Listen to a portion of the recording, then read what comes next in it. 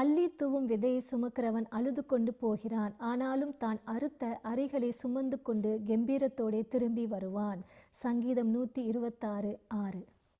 ஒரு விவசாயி விதையை எடுத்துகிட்டு போகும்போது அந்த விதை வழி அருகேவோ இல்லை கற்பாறையின் மேலோ இல்லை முள்ளுகள் நடுவிலோ விழாதபடிக்கு கவனமாக இருக்கணும். ஏன் அப்படின்னா, வழி அருகே விழுந்துச்சுன்னா பறவைகள் வந்து கொத்தி தின்னுடும். முள்ளு மேலே விழுந்துச்சுன்னா அந்த முள்ளுகள் அந்த விதையை வளர விடாமல் அழிச்சு போட்டுடும். கற்பாறையின் மேலே விதை விழுந்துச்சுன்னா போதுமான மண் இல்லாதனால அந்த விதையை வளர விடாது.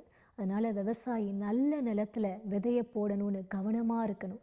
நல்ல நிலத்தில் போடும்போது தான் அதிக பலனை கொடுக்கும். அதனால ஒரு விவசாயி ரொம்ப கவனமாக இருக்கணும். அதுபோல தான் எப்படி அந்த விவசாயி அந்த அள்ளி தூர விதையை குறித்து எவ்வளோ கவனமாக இருக்கணுமோ, அதுபோல் இன்னைக்கு கூட ஒவ்வொரு மனிதர்களும் அவர்களுக்கு கொடுக்கப்பட்ட அந்த நேரம், தேவனாகிய கர்த்தர் எல்லாருக்கும் 24 மணி நேரம் ஒவ்வொரு நாளையும் கொடுத்துருக்கிறார். அந்த ஒவ்வொரு மணி நேரத்தையும் நாம் எப்படி செலவிடுகிறோன்றதில் ரொம்ப கவனமாக இருக்கணும். அந்த நாளும் நேரமும் பார்த்திங்கன்னா, நம்ம கடந்த நேரத்தையோ இல்லை கடந்த வினாடியோ நம்ம திரும்ப அதை பெற்றுக்கொள்ளவே முடியாது. கண்ணிமை பொழுதில் நேரமும் காலமும் போயிட்டே இருக்குது.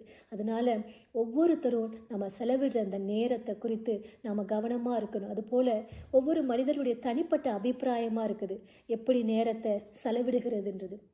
நல்ல காரியத்துக்காக நாம் செலவிடும்போது நாம் அதற்குரிய நன்மைகளை நாம் பார்ப்போம். தீமையான காரியத்துக்காக நேரத்தை செலவிடும்போது அதனுடைய பயன், அதனுடைய பலனும் அதனுடைய விளைவும் அது போலவே இருக்கும்.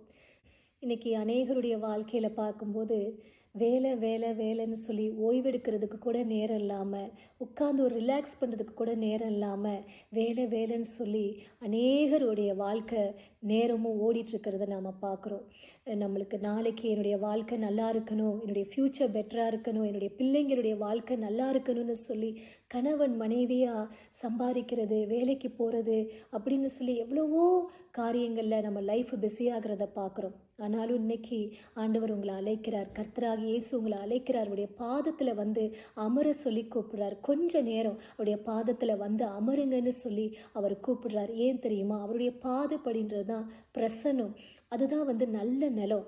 அந்த நல்ல நிலத்தில் அவருடைய பாதப்படியில் அவருடைய சமூகத்தில் நாம் நேரம் செலவிடுறது எப்போதுமே வீணாக போகவே போகாது. நம்ம எவ்வளோ சம்பாதிச்சாலும் ஒரு நாள் அதெல்லாம் காணாமல் போயிடும், அதெல்லாம் இல்லாமல் போயிடும். அழிந்து போகிற சொத்தை தேடி நம்ம ஓடக்கூடாது.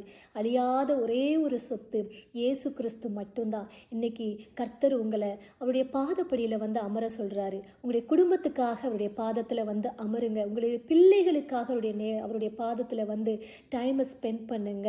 டைமை ஸ்பெண்ட் பண்ணுறது எப்படி ஒரு விவசாயி நல்ல நிலத்தில் போட்டால் பயனை கொடுக்குமோ, அதுபோல் தான் அவருடைய பாதத்தில் அமரும்போது அதனுடைய பலனை பார்ப்போம். உங்களுடைய பிள்ளைகளுக்காக அவருடைய பாதத்தில் அமருங்க. உங்களுடைய பிள்ளைகளில் எப்படி அள்ளி தூர விதையை சுமந்துட்டு போகும்போது அந்த விவசாயி கண்ணீரோடு போகிறாரு, ஆனால் தன் அருகிலை சுமந்து கொண்டு வரும்போது கம்பீரத்தோடு வராரு. நீங்கள் உங்களுடைய நேரத்தை ஆண்டுடைய பாதப்படியில் பிள்ளைகளுக்காக செலவிடும் போது பிள்ளைகளுடைய வாழ்க்கையில் கர்த்தருடைய ஆசீர்வாதத்தை பார்ப்பீங்க. உங்கள் குடும்பங்களுக்காக அவருடைய பாதத்தில் செலவிடும் போது உங்களுடைய குடும்பத்தில் கர்த்தருடைய ஆசீர்வாதத்தை பார்ப்பீங்க.